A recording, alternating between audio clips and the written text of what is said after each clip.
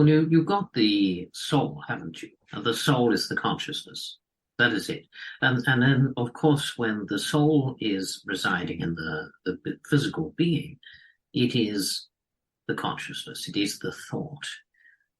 And if you've got a physical body, the soul, the consciousness, attaches itself to that physical brain. It is inside of the physical brain, so it literally lights it up and causes a firing of the neurons to be able to create the consciousness thought. So you see this, the soul is the consciousness, the soul is the thought. But you have an ego attachment to that thought, and that is more of an earthly concept of looking at thought from a perspective of if you were going to doubt yourself, something of that nature, which is natural human reaction to something that you are wondering about, so to speak, or that you are doubting yourself over. So therefore, the consciousness connects to the physical brain, and the two coincide together and work together. But it is the consciousness that lights it up, because without that consciousness, the brain would be brain dead, so to speak. So it is the soul that is keeping that brain alive, but of course you're feeding it the physical side of it, food to keep it alive, of course.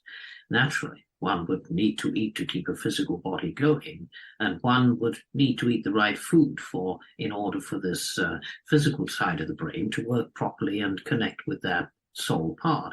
But you're always going to be able to think, because the soul is always going to be alive. It never dies. It lives on after physical death. So you see that the brain, the physicality of the brain, connects with the consciousness of the soul. And that is how thought is created. There's the voice box is a physical part of the body that creates a sound to create a word or a noise, so to speak. But when I connect to Elaine's body, it is not the body I connect to. I connect to her consciousness, which is that of her higher self.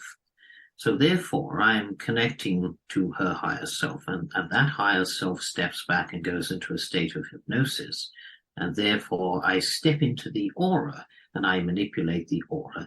And so therefore, the voice box energy center is then opened.